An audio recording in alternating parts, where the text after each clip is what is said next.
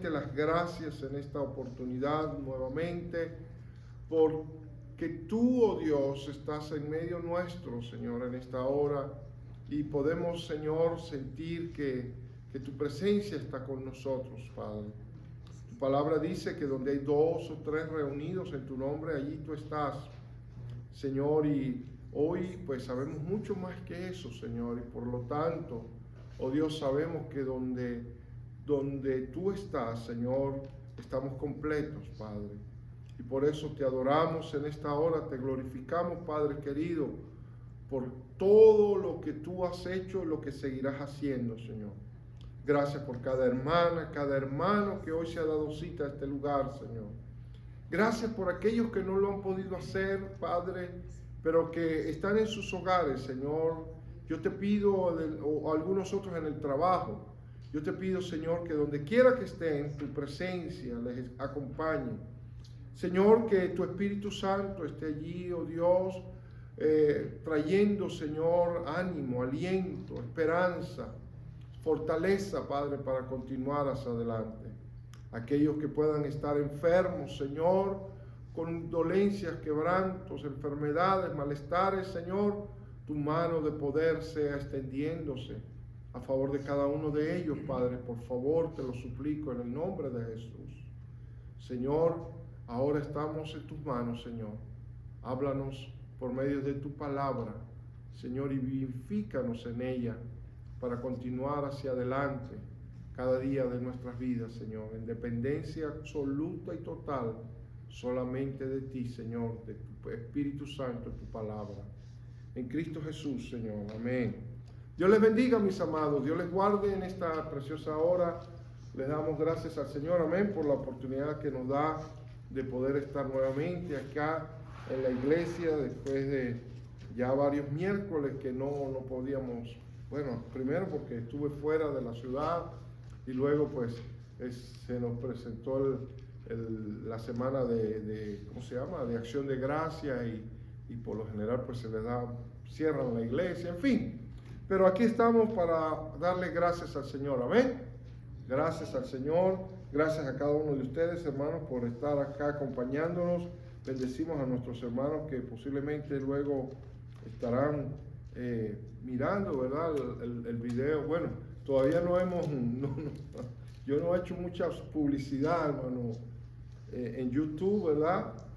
Saben que el hermano Eduardo, estamos grabando, ¿verdad? Para luego subir los videos a YouTube y los hermanos que posiblemente no pueden venir puedan ver el video, ver el estudio bíblico, ¿verdad? Y puedan pues de esa manera ser alimentados por la palabra del Señor. Amén, hermano. Así que si ustedes quieren ver los videos, solamente puede ir a YouTube y me busca Aníbal Morales. Ahí está, Aníbal Morales solamente, y creo que hay dos videos y solamente hay un suscriptor. Un solo seguidor tengo ahorita. El hermano Eduardo. El hermano Eduardo es el único. Pero gloria a Dios, aquí no se trata de tener muchos seguidores. Lo que tratamos es de que que el mensaje pueda llegar a las vidas, ¿verdad, hermano? Y especialmente a cada uno de ustedes que son parte de nuestra congregación Christ Church Latina.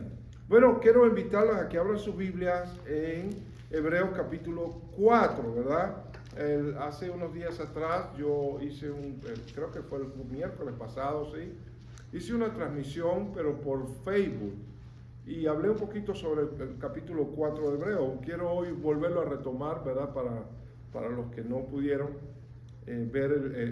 conectarse, porque lo hice a través de Facebook Live, pero hoy, ¿verdad? Vamos a hacerlo nuevamente ya aquí para que usted pueda recibir toda la instrucción que tenemos en este hermoso capítulo de Hebreos. El tema del capítulo 4 de esta hermosa epístola a los Hebreos es el reposo, ¿verdad? El reposo para el pueblo de Dios, ¿verdad? El reposo para el pueblo de Dios es un tema que también se aborda en el capítulo 3, Si ustedes recordarán, en el capítulo 3, el hermano, gracias le damos al hermano Eduardo porque él estuvo hablando del capítulo 3 de Hebreo, ¿verdad?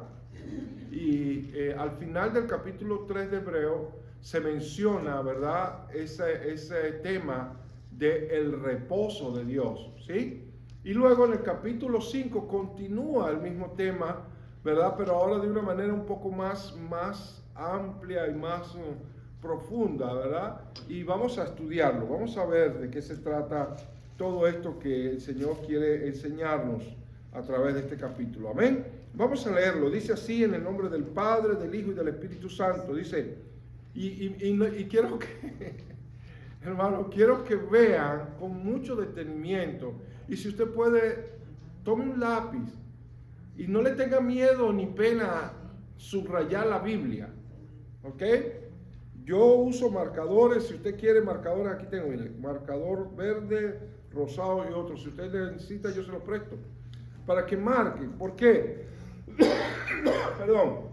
Hermano, porque hay palabras y hay cositas, de pequeños detalles que podemos encontrar en la palabra del Señor, como este que le voy a mencionar. ¿Cómo comienza el capítulo 4? Es un verbo, ¿sí o no? ¿Es un verbo? ¿Es un verbo, sí o no? Viene del verbo temer, ¿verdad? Tú temes, yo temo, él teme, nosotros tememos, vosotros temáis, ¿verdad? Ellos temen. Entonces es un verbo. Ahora, es un verbo, y quiero que vean la escritura, es un verbo que tiene una connotación muy especial, porque la connotación que tiene ese verbo ahí es un llamado a la acción. ¿Sí o no? Es un verbo que nos convoca a tomar acción. Dice, temamos pues. Temamos pues. Y cuando nosotros hablamos de temer, está ese verbo ahí, ¿será temor de miedo? ¿Será eso lo que significa ese verbo ahí? ¿Tener miedo? Dice, temamos pues, no sea que permaneciendo aún la promesa de entrar en su reposo, algunos de vosotros parezcan no haberlo alcanzado, porque también a nosotros se nos ha anunciado la buena nueva como a ellos, pero no les aprovechó el oír la palabra por no ir acompañada de fe en los que la oyeron. Pero los que hemos creído, escuchen bien, porque aquí hay un paralelo, ¿ok? Y ahorita lo vamos a explicar. Dice, pero los que hemos creído entramos en el reposo de la manera que dijo, por tanto, juré mi ira, no entrarán en mi reposo, aunque las obras suyas estaban acabadas desde la fundación del mundo, porque en cierto lugar dijo así del séptimo día, y reposó Dios de todas sus obras en el séptimo día. Y otra vez aquí, no entrarán en mi reposo. Por lo tanto, puesto que falta que algunos entren en él, y aquellos a quienes primero se les anunció la buena nueva no entraron por causa de desobediencia, otra vez determina un día, hoy, diciendo, después de tanto tiempo por medio de David, como se dijo, si oyeres hoy su voz, no endurezcáis vuestros corazones, porque si Josué les hubiere dado el reposo, no hablaría después de otro día. Por tanto, queda un reposo. Ajá. Escuchen bien, queda un reposo. ¿Para quién? Para el pueblo de Dios. Queda un reposo para el pueblo de Dios. Porque el que ha entrado en su reposo, también ha reposado de sus obras, como Dios de las suyas. Procuremos pues entrar en aquel reposo, para que ninguno caiga en semejante ejemplo de desobediencia. Porque la palabra de Dios, y aquí está ese famoso versículo que muchos de nosotros lo sabemos de memoria, ¿verdad que sí? y que lo mencionamos muchas veces, ¿verdad? Donde dice, porque la palabra de Dios es viva y eficaz y más cortante que toda espada de dos filos, que penetra hasta partir el alma y el espíritu, las coyunturas y los tuétanos, y discierne los pensamientos y las intenciones del corazón. Y no hay cosa creada que no sea manifiesta en su presencia. Antes bien, todas las cosas están desnudas y abiertas a los ojos de aquel a quien tenemos que dar cuenta. Lo voy a dejar ahí, porque luego del versículo 14 hasta el versículo 16, ahora nos cambia, ¿verdad?, el tema y nos comienza ahora a hablar en la epístola acerca del sacerdocio de nuestro Señor Jesucristo, diciéndonos que Cristo y su sacerdocio es superior al sacerdocio del Antiguo Testamento. ¿Ok? Pero eso vamos a hablar la semana que viene. Hoy vamos a tratar de hablar lo que es el tema del reposo. ¿Ok? Acerca del tema del reposo. Amados en el Señor, que Dios nos dé sabiduría y nos dé entendimiento para comprender esto en el día de hoy. Perdón.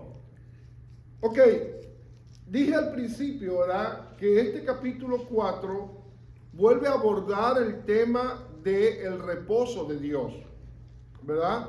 Y es muy interesante porque nos hace un llamado de atención a los que hemos creído en Él, a de que tomemos acción para tener ese temor reverente, ese temor de respeto por ese Dios todopoderoso que nos ha amado tanto y que nos ha dado esta salvación tan linda, ¿verdad? Que podamos mantenernos en esa actitud, ¿verdad? Con ese temor hacia ese Dios, pero ese temor reverente, ¿ok? Ese temor reverente que nos lleva a ¿qué? Ese temor reverente siempre nos va a llevar a ¿qué? A siempre buscar la manera de permanecer en Él, ¿verdad? De permanecer en Él. Y hay una diferencia entre lo que es el temor, que es miedo, y el temor reverente. El temor reverente me lleva a mantenerme ¿qué? En Él. Pero el temor de miedo lo que hace es estancarme, neutralizarme y no dejarme avanzar, porque ay, estoy temeroso. Yo recuerdo, no sé, los hermano Tapia, que trabaja en esos andamios, ¿verdad? ¿Hasta cuántos pisos ha estado así montado en andamio, hermano? Yo creo que lo más alto que alguna vez trabajé fue a 10. A 10 pisos, 10, imagínense. Sí. Ok, hermanos. Y usted no me va a dejar mentir en esto entonces, porque yo trabajé también y yo sé lo que es estar subido en un swing station. ¿Sabe lo que es un swing station? Son esas cosas que están en esos, unos aparatos que van colgados en los edificios, que uno sube y baja con un aparato, ¿verdad? Y uno se puede estacionar en un lugar armados con unos arnés y con unos retractable y todo un sistema de seguridad. Pero siempre yo recuerdo que mi supervisor me decía, Aníbal, o nos decía a los que nos íbamos a montar, ¿verdad? Y nos decía, quiero pedirles una cosa, manténganse alerta, manténganse alertas y respeten ese aparato que está allí, y manténganse alerta, y si les llega a dar miedo montarse ahí, el mismo miedo les va a ayudar a que ustedes actúen con seguridad en ese andamio. Así nos decían en las charlas que nos daban muchas veces, ¿verdad? Y yo recuerdo que yo llegué a estar hasta 14 pisos montado en un aparato de esos, sin ningún tipo de protección aquí adelante más que las ventanas, ¿verdad? Y por la parte de atrás, 2 cordones de una guaya, ¿cómo le dicen? ¿Saben lo que es guaya, verdad? Un cable grueso metálico. Atrás y otro, uno más o menos por aquí y el otro más o menos por aquí. Pero eso hacía así, hermano. Tremendo. La primera vez que yo me monté eso, yo temblaba, pero ya después le fui agarrando seguridad. Pero yo lo que quiero decir era que ese respeto que yo empecé a sentir por ese aparato, ¿verdad? Era un respeto, y perdone porque la verdad que suena medio grotesco la comparación, ¿verdad? En el sentido de que cuando yo digo temamos pues a Dios, es ese temor reverente que nos lleva a mantenernos ahí conectados con Él, ¿verdad? Y nos ayuda al mismo tiempo a avanzar confiados en Él. Entonces, yo hoy estaba pensando y hace rato pensaba en eso y decía, Dios mío, esto está muy interesante. ¿Por qué razón vamos a entrar en sí en lo que estaba sucediendo? ¿Qué era a lo que estaba apuntando el escritor de Hebreos en este momento? ¿Recuerden cuál era el contexto de esta carta? ¿Recuerdan cuál era el contexto? ¿Cuál era el contexto de esta carta? Darles seguridad a los cristianos judíos de segunda generación que habían creído en Cristo, pero que se encontraban en un momento de pánico, pero no el pánico reverente, sino en el pánico de querer regresar, de querer volver atrás. Ese es el contexto de la carta, ¿verdad? El contexto de la carta es ese. Los cristianos hebreos o los judíos que se habían convertido al cristianismo estaban viviendo una situación muy difícil. Estaban siendo perseguidos, estaban siendo acosados, estaban siendo maltratados, estaban siendo incluso asesinados por su propio pueblo judío y por el imperio romano, por el hecho de ser cristianos, seguidores de Jesús. Ese era el único delito, ser un seguidor de Cristo. Entonces, retractarse de seguir a Cristo significaba para ellos seguridad. Significaba para estos judíos tranquilidad, incluso hasta beneficios. Pero al final, ¿qué era lo que iban a obtener? La perdición de sus almas, de sus vidas.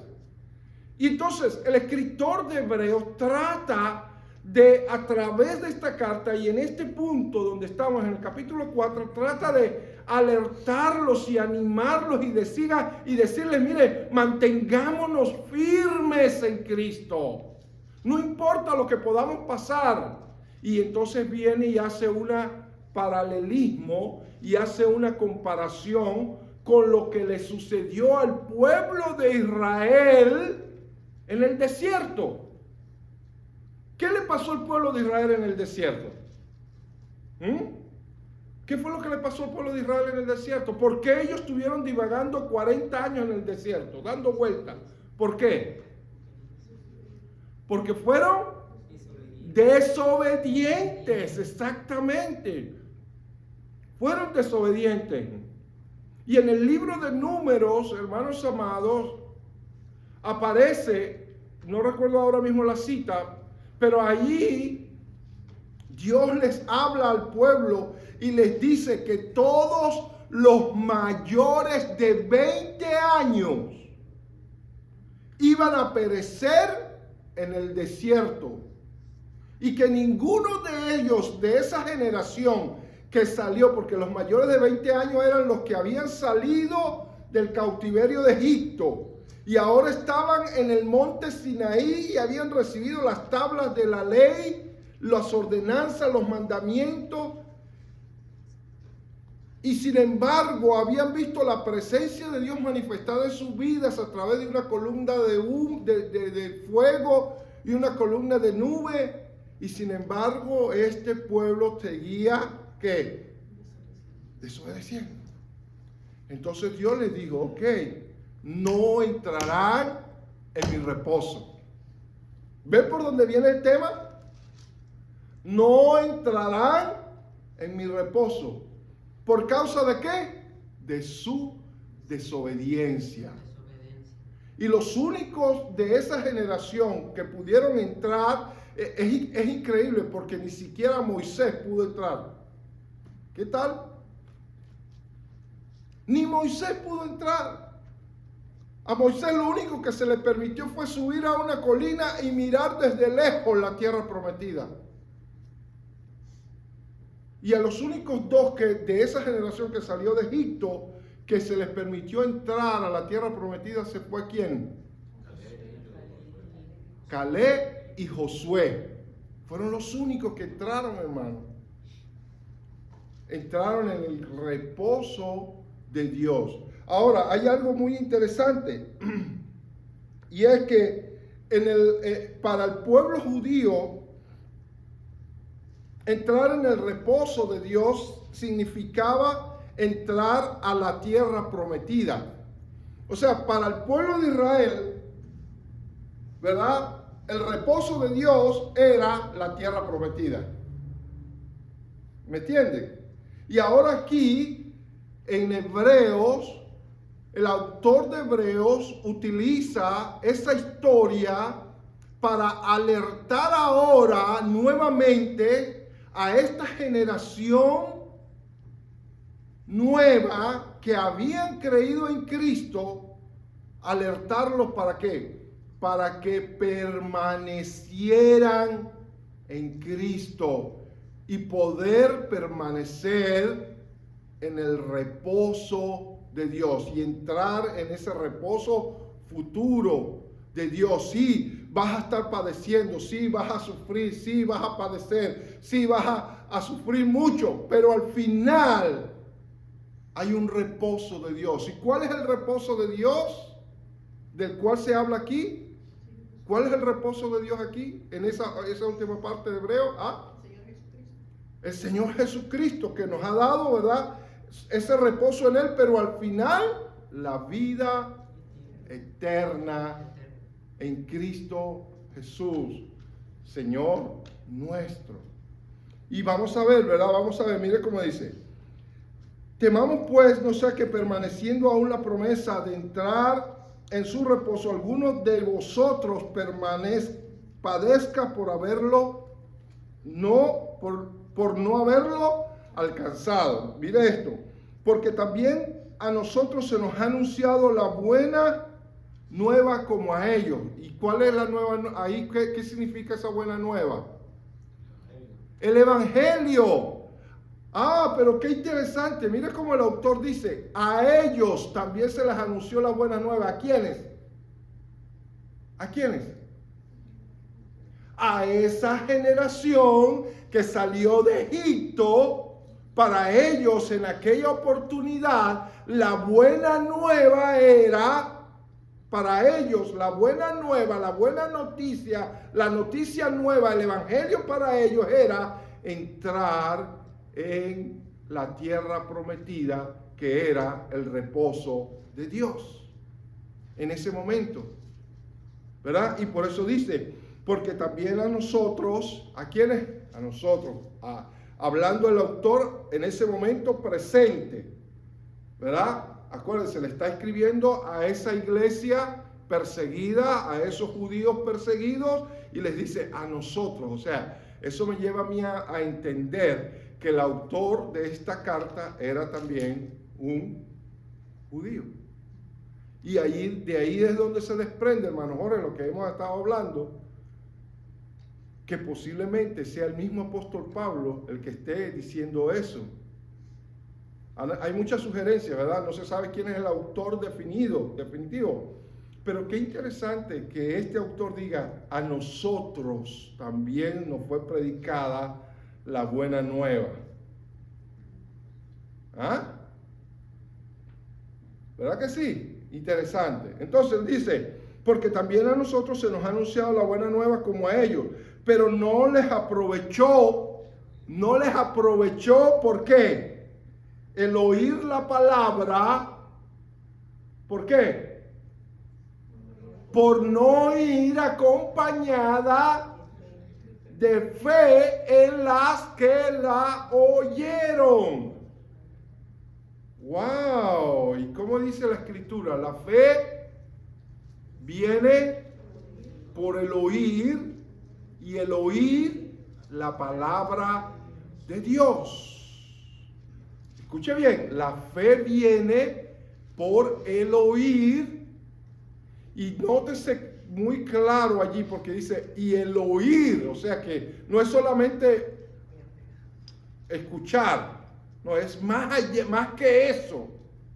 ¿Cómo lo pudiéramos describir? ¿Cómo pudiéramos describir eso? Ayúdenme. ¿Cómo pudiéramos describir eso de que no es solamente oír por oír? Es un poco más que eso, porque dice, la fe viene por el oír, y el oír la palabra de Dios. Y aquí dice claramente que las buenas nuevas no le fue útil a aquellos que la escucharon en el tiempo pasado por no ir acompañada de fe. ¿Por qué razón, hermano? ¿Por qué razón?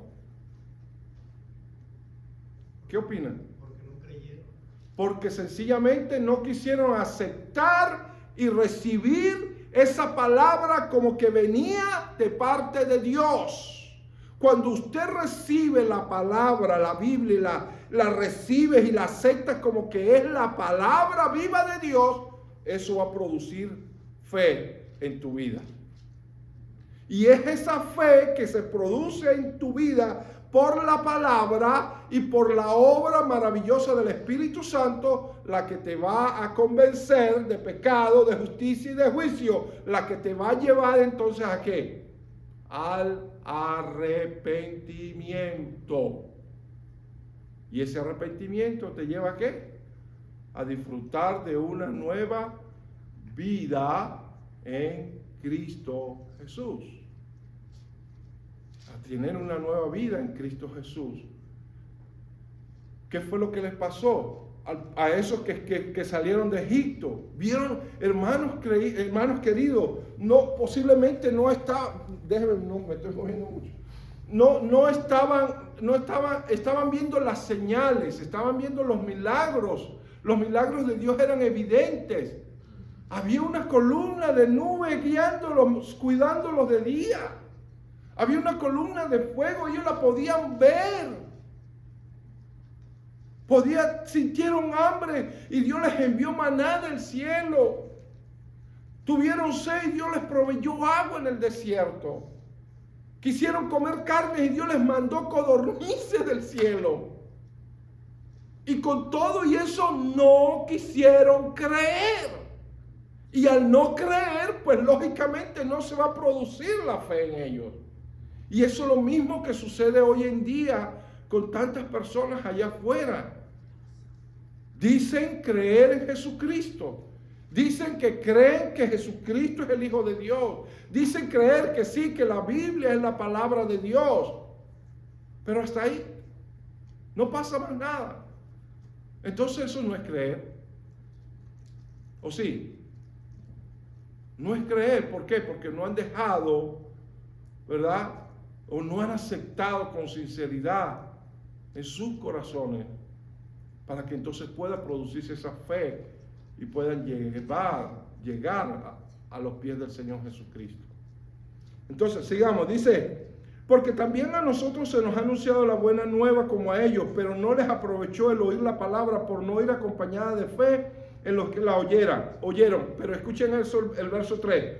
Pero los que hemos creído, aleluya, ¿quiénes? Nótese cómo él habla, los que hemos creído, o sea, él se incluye, el autor se incluye y dice, los que hemos creído, entramos en el reposo, entramos en el reposo de la manera que dijo, por tanto, juré en mi ira, no entrarán en mi reposo, aunque las obras suyas estaban acabadas desde la fundación del mundo.